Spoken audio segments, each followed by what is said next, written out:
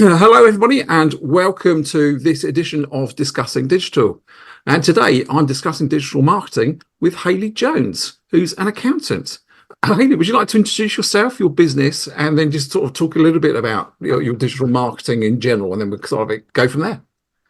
My name's Hayley Jones, and I own and run the accountancy firm HB Associates. So we are a bunch of chartered accountants who look after all your compliance taxation needs. In relation to digital marketing, I tend to try and really have a presence across every kind of channel, but I very much focus on the ones that tend to work more for me. Those tend to be my personal LinkedIn, and TikTok seems to be quite responsible too.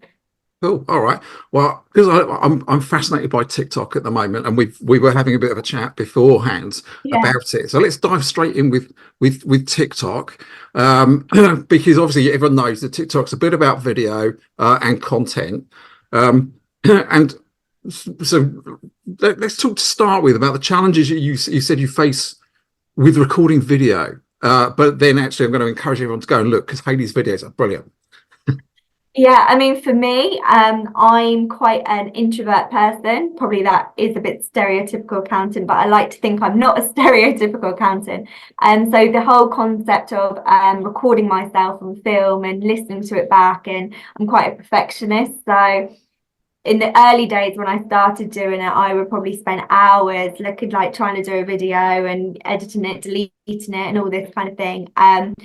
So it's definitely out of my comfort zone completely. But it's something I think the more you do, the more you kind of get a bit better at it. And you just kind of go along with it, really. Yeah. I can resonate perfectly with you about comfort zones, because I have a weird thing, right? So I'm a bit old school, right? So I'm used to recording videos like we're going to release here, which are in landscape format, but the whole switching it to short form and portrait is just a bit of an enigma to me still at the moment. So you're ahead of me in that, getting over that. I think it's trial and error, a lot of these things, you can listen to a lot of videos, you can listen to a lot of people and a lot of professionals. But when you start doing it yourself, you tend to pick up a lot more. One of the things that I came across was CapCut with TikTok, and that's a really good tool as well to use within that, and it's free as well, which is good. And you found it quite easy to use? Relatively. I think if you find like a template or something in TikTok already, and then you click on the link and then do it that way, it's a lot easier. Sometimes when you go in the app itself, I find it a bit more clunky to find like what maybe I want. But yeah, that tends to work for me. Okay, well, that's good. That's good tips. I'm going to go away and play with. I'm going to talk a little bit more about the content that you generate, because you did say that you have a content plan of a certain extent, and you found it. So you found a way of knowing in advance what you want to do. Kind of, yes. I mean, I wouldn't go as far as calling it a content plan. I think that's a bit ambitious, but I tend to think of it kind of the week before, and I kind of set myself a realistic target of what I can realistically post each week and the time I have to do that content and things like that. And for me, it was I would do 3 posts on, say, Facebook, Instagram, and Threads, although I'm very on the fence with Threads. And they tend to be the same sort of post, purely because I know those channels don't really get me much interaction. They get me a little, but not to the extent of the other channels. So it's really just there for a bit of a presence.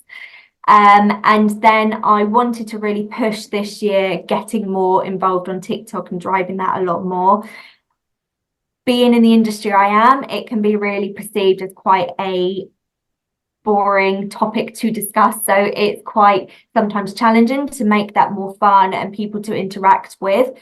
So that's kind of one of the challenges I have with TikTok. But my aim is to really post 3 videos a week across kind of the week. So that could be anything from something really informative to something maybe that's come up in the news, or just maybe mocking us as a stereotypical accountants half the time. But just to have a bit of fun with it as well and get people engaged. Yeah, well, I think that's really good. So yeah, you set yourself a target, and you are finding time, because obviously you're an accountant. Just we're recording this early in February, so we've just been through the tax return deadline, but you still managed to kind of keep producing that content even when you were snowed under with new clients and clients going, got to get this in by the end of January and all that sort of thing. So I think that's a credit to you to be able to.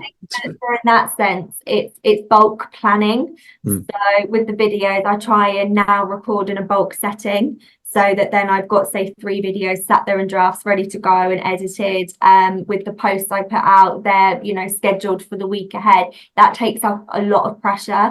The only one that I would say I don't schedule is me personally on LinkedIn, because a lot of people follow me on LinkedIn because they like me as a person, and I tend to kind of share maybe work stuff, but also other stuff that might be I'm doing in the week. So for example, I had a meeting up in Claridge's. I go to the gym and I'm showing that progress, you know, and different things that happen, and that tends to be a little bit more, well, it's definitely not structured, but I tend to post every day really on my own personal page. Yeah, I think there's nothing wrong with that. I mean, I almost encourage, you almost have a stock of things that you can go to, or you pre-plan at the beginning of the week, or you record in bulk, and then you layer that personal level on the channels that work to kind of give you that personal feel as well. I think that's a really good mix of the batch stuff and the this is what we're doing in the now type thing. I think a lot of people think, you know, you can't recycle material as well. And there's certain things, you know, I'll do like a snippet on a TikTok video that actually will then work really well in an Instagram reel. So again, at some point then I filter that information earlier over. So it takes off a bit of pressure as well, because it can become, you know, or feel like a full-time job. But I think that's really, really good about how you sort of talked about that. And one of the things I did ask you sort of in the pre-planning was, what's your best post? And you did say you've got this TikTok reel video with over 12,500 viewings and interaction, which I think is great.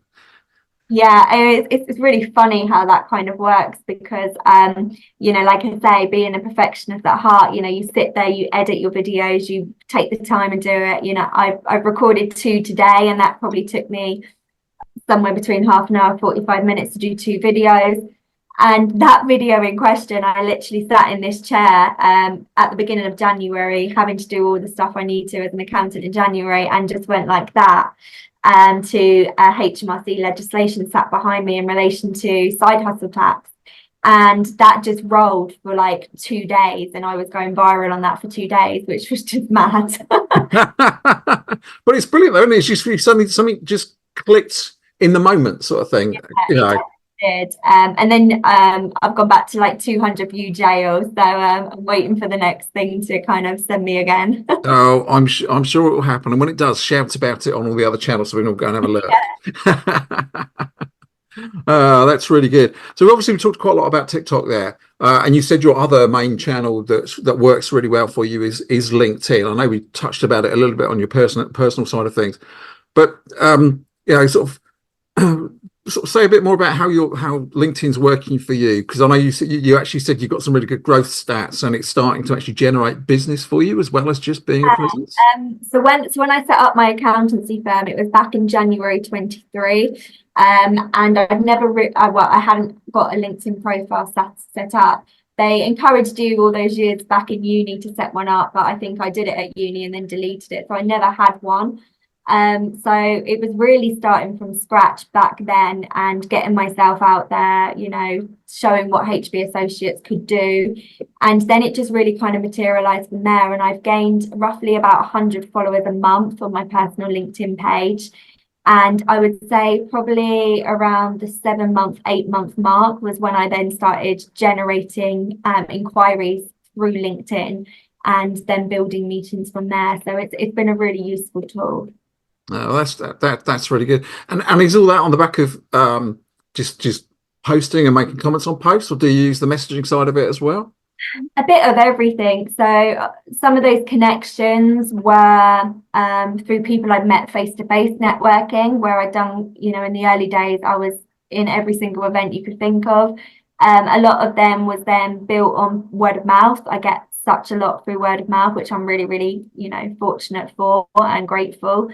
And then I got a lot of other kind of accountancy professions start following me, and then naturally I think their followers then filter in as well.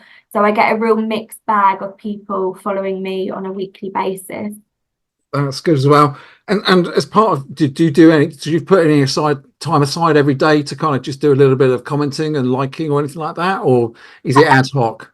I think we live in such a world where everything is so instant with social media. So if you're anything like me, I've got it all through my phone. So that's constantly there. If it flashes up and, I've seen it, then I'll comment underneath it. I think one of the key things I would say is if, it's all well and good spending the time and effort doing these social media posts, but if you haven't got the time to communicate and, bounce off of people that are commenting on, sharing your stuff, it's almost redundant in itself. Yeah. Having that time to be able to do that. Oh, excuse me. So do you make a lot of use of the notification features on LinkedIn? Yeah, definitely. You could be flitting from one thing to the other. I mean, I'm sat here now talking to you, but on my screen is my LinkedIn screen, and I've got 4 chats set up where people have popped up to speak to me. So it's really helpful. Because I'll come off this call, and then if that wasn't there, I would probably have forgotten about it. Yeah. I know exactly what you mean. Those little so many things. Those little red circles with the white. Helpful. there comes time when you go, just gotta shut it all down so I can do some work. Yeah, and that is key as well. It's one of the things I learned, really, I think, from Steve O'Neill and his clear training is blocking out time. And that becomes really, really important because things like social media can be such a background noise. Whilst it's good, it's not my main job. So it's actually having that time to say, no, these hours are solely focused on this rather than replying to this message, this, that, and the other. So it's having the balance between the two. Yeah, I know exactly what you mean. I've deliberately blocked my calendar out. This is time when I'm working on my business. This is where I'm working on client business. This is time for when I'm just browsing or learning and that sort of thing. So I'll do my best to stick to that. Don't always, but He would be very proud. I've color coded my calendar this morning. It's really helpful to me. It's amazing what works. I have to say, mine's that's one of the things I've always been quite good at. Right from back when I used to do project management, and I'd be running multiple projects, so they all had different colors, just so I could work out I'm quite a visual person, so that helps me a lot. Yeah, I know exactly what you mean. Obviously, we talked about social media and things like that. So what plans do you have going forwards on other elements of your digital marketing? So for instance, we haven't really sort of mentioned email marketing or sort of website development. Yeah, I think for me, email marketing, I don't understand it enough. So it's one of those kind of nemesis in a room that I probably haven't looked into. I worry about GDPR and things like that. So for me, my focus this year really is to continue with the LinkedIn side and the TikTok side, but also to then move my attention more to my website. I've done some good things on there so far. I've been generating inquiries through there, but I just want to take that a bit to the next level as well. I tend to kind of really do a review process, like every kind of 3-6 months, and then whatever's gone on, I then build on that and move forward. So I'm not saying I'll never do email marketing, but I'm an accountant. If I don't understand it, I'll feel a bit uncomfortable with it. No. Yeah, I need to really understand it a bit more before I consider it. Yeah, and that goes back to again, you're saying you're a perfectionist, but the thing is, you've got a lot of things that are already working for you, so it's actually just sort of make when you're ready to put that into the mix, and things like that. So do you use much of the Google Business Profile as well? Yes, I do. And I've just had a chat with the people that are helping me with my website, and they've given me some really good pointers on there, what I need to do to bring that more up to date. So I've got kind of some homework to do in the next month. And I like that we have kind of a bit of a monthly chat or a monthly kind of touch point, because it makes me accountable. Yeah. And when you're running a business, you wear so many different hats, and it's very easy to let something slide. So for me, I now know by the time that next month comes around a report, I need to have done these things that she's given me on the tick list to go through. now I haven't done my homework. So Yeah, no, I think that's really good. So, you, as you say, you've got that accountability, you've got a bit of a plan, and you've got a longer term thing. So, trying to, yeah.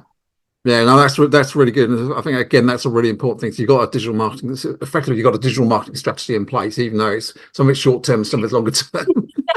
Doesn't feel like it, but if you say so. Yeah, no, also, well, you know, you've got a vision. That's all sort of like what a lot of it is about. It's a bit like, you know, all marketing. It's important to have some sort of goals and direction of travel as well. So that's cool. Thank you.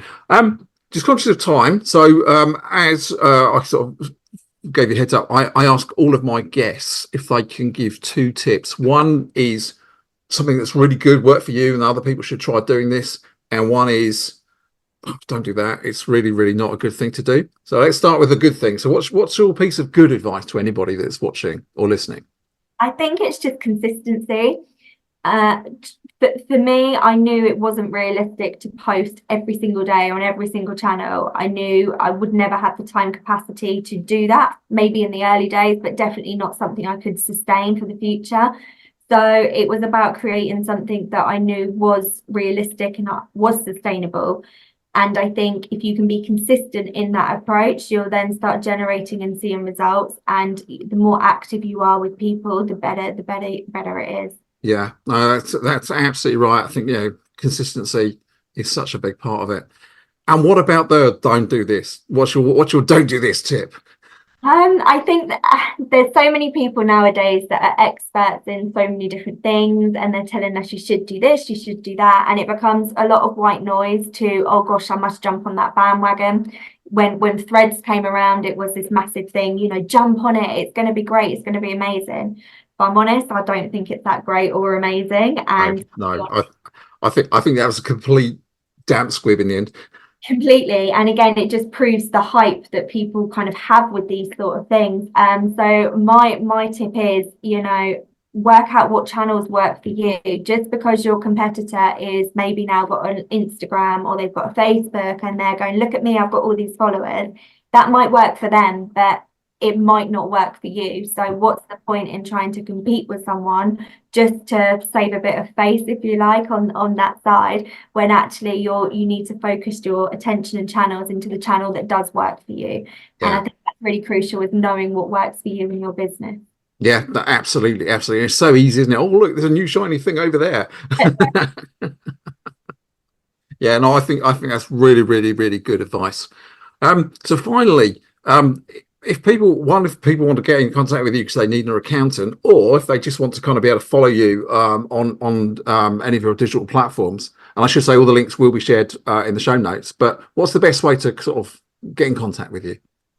So again, depending what channels you use the most as a user, we are on Instagram, Facebook, Threads, LinkedIn, and TikTok. So for Instagram, Threads, and Facebook and LinkedIn Business, it's HB Associates _ accountants. For TikTok, it's the Red-Headed Accountant, which is obviously myself. And for my personal LinkedIn, it's Hayley Jones with the ginger emoji as well. I have to say, I love the fact you're the redhead accountant on TikTok. I think it's a great title, a great handle. So brilliant. Yes, as you say, just for me to say thank you very much for taking the time to be on our show today. Really enjoyed chatting with you. And share, you know, and thank you for sharing all the hints and tips that you've have shared with us about digital marketing. Well, thank you very much for having me. It's been good.